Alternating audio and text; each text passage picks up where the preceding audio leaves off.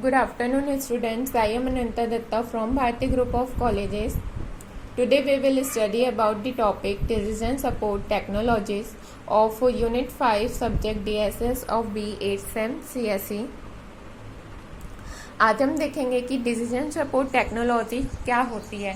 Decision support technology has grown from a developer of expert system software to one of the leading developer of internet sites for business. Means decision support technologies expert system द्वारा develop किया गया है, जो कि developers के लिए एक leading software है इंटरनेट साइट्स पे किसी भी बिजनेस के लिए. मीन्स यदि हमको बिजनेस करनी है तो उस चीज़ के लिए हम डिसीजन सपोर्ट टेक्नोलॉजीज का एक सॉफ्टवेयर डेवलप किया गया है एक्सपर्ट्स द्वारा, जो कि हमको किसी भी मिस्ट्री को सॉल्व करने के लिए यूज़ कर सकते हैं.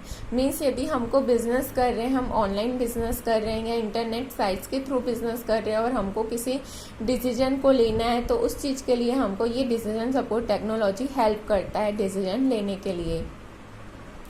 The flagship of DST internet sites is the sites you are now on The Indie Mall since its grand opening on April 1, 1996. Means यहाँ पे एक एग्जाम्पल दिया हुआ है कि एक इंटरनेट साइट पे एक मॉल खुला अप्रैल 1 पे.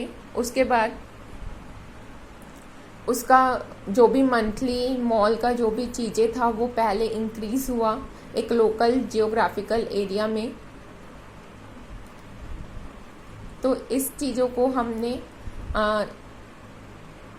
what may be the highest percentage of business success on a single site found anywhere on the internet. Means इसने इंटरनेट पे एक साइट खोला था, मॉल एक ऑनलाइन साइट खोला था जिसके थ्रू उसका जो मंथली मॉल का जो भी ट्रैफिक था वो इंक्रीज होते गया और वो highest percentage of business success में चले गया.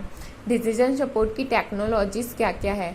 फर्स्ट है कि मैनेजमेंट सपोर्ट सिस्टम. हमको जो भी मैनेजमेंट रहे वो अच्छे से सपोर्ट रहना चाहिए यदि हम ऑनलाइन कुछ भी चीज़ें खोल रहे हैं. उसके बाद उसमें डिसीजन लेने के लिए जो भी हम डिसीजन ले हम उसको प्रॉफिट और लॉस समझते हुए इस डिसीजन को ले. यदि हम कोई ग्रुप में डिसीजन ले रहे हैं तो उस ग्रुप में सारे लोगों की सहमति के बाद ही यदि कोई डिसीजन ले तो वो चीज़ें एक कंपनी के बेनिफिट के लिए अच्छी होगी.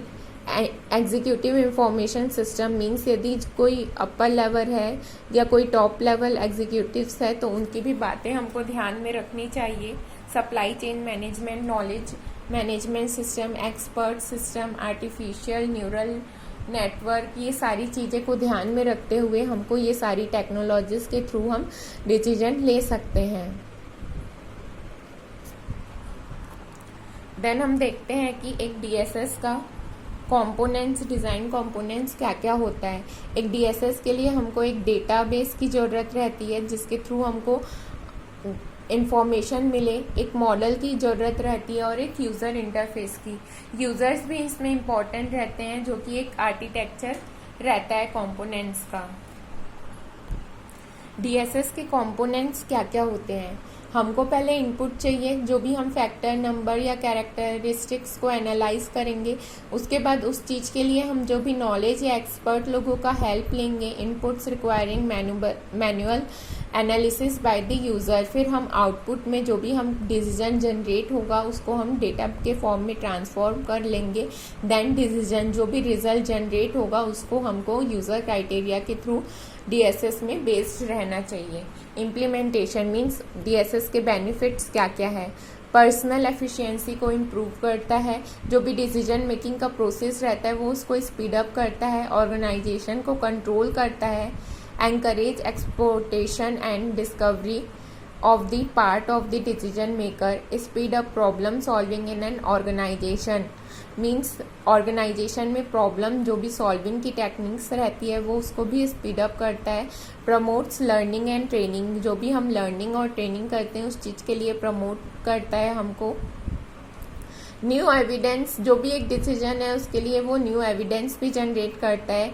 Creates a competitive advantage over competitions. Means यदि कोई कॉम्पिटिशन्स है तो उससे हमको क्या क्या एडवांटेज होगा वो उस चीज़ को भी क्रिएट या जनरेट करता है. Reveal new approaches that think about the problem space means यदि हमारे पास कोई प्रॉब्लम्स है तो उसमें हम क्या क्या अप्रोच न्यू लगा सकते हैं, वो उस चीज़ को भी रिवेल करता है।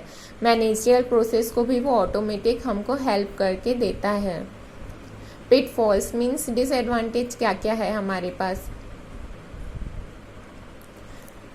यदि हमारे पास कोई प्रॉब्लम ही इनकम्प्लीट रहे, यदि हमको अच्छे से समझ ही ना आए कि प्रॉब्लम क्या है, तो वो उस चीज़ में डिसीजन नहीं दे सकता, उस चीज़ में वो हमको डिसीजन नहीं दे सकता। यदि often unaware of how they perform task, यदि हमको पता ही नहीं है कि डिसीजन की सपोर्ट सिस्टम के कंपोनेंट्स या उनके टेक्नोलॉजीज कैसे काम करते हैं, तो हम उस